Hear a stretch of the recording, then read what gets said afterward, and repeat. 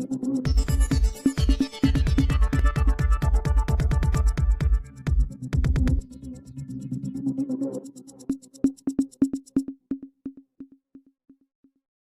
Highway વિકાસ પથની side ગટર લાઇનની કામગીરી ગોકળ ગતિએ ચાલતા વેપારીઓ પરેશાન।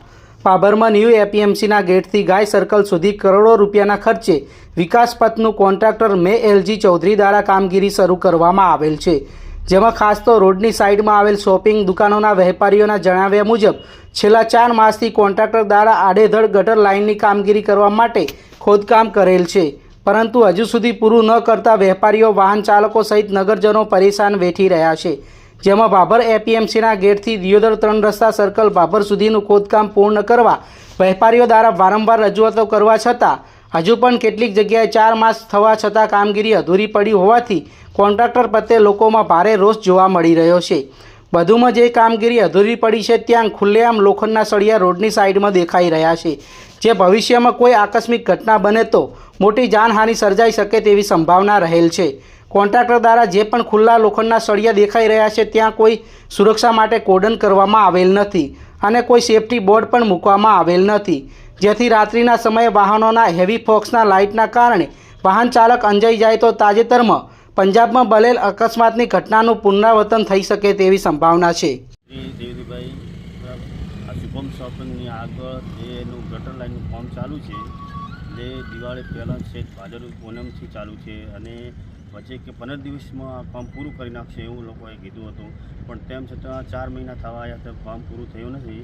તો અમારી બધાને વિનંતી છે, કોમ્પ્લેક્સના જે દુકાનદારો છે તેમને કે આ જલ્દીમાં જલ્દી કામ પૂરું થાય તેવી વિનંતી।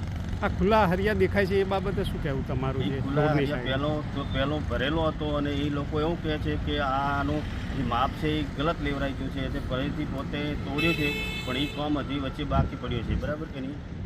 હા, સેફટી માટે કોઈ બોર્ડ કે એવું કંઈ લગાવ્યું નથી, બરાબર કે અને કોઈ પણ પ્રકારની અહીંયા સુવિધા નથી આપેલી, તો આ જાનહાનિ થઈ શકે છે।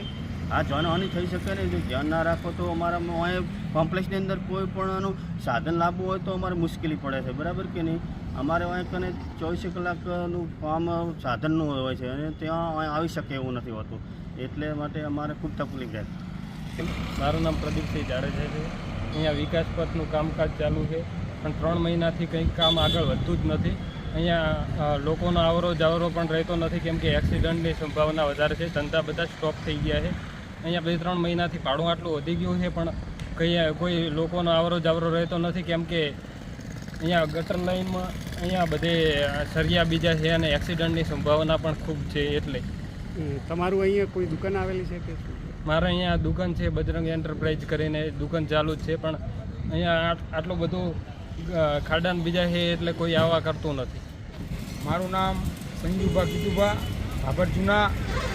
આજે આ રોડની કામગીરી ચાલુ કરવામાં આવી છે અને જે એપીએમસી માર્કેટથી કરીને ગાય સર્કલ સુધી એ કામ જલ્દી પૂર્ણ થાય અને જે ગટર લાઇનનું કામગીરી અત્યારે ચાલુ રહી છે એ ખૂબ ઠંડી કામગીરી છે અને વેપારી અને બધા હેરાન થઈ રહ્યા છે ઘણા, જ્યાં ખોટી મૂલ્ય છે આડું કરી પણ કામગીરી પૂરી કરતા નહીં, એટલે આ કોન્ટ્રાક્ટરને પણ ખાસ વિનંતી કે તાત્કાલિક એક્શન લઈને તાત્કાલિક કામ ચાલુ કરી દે।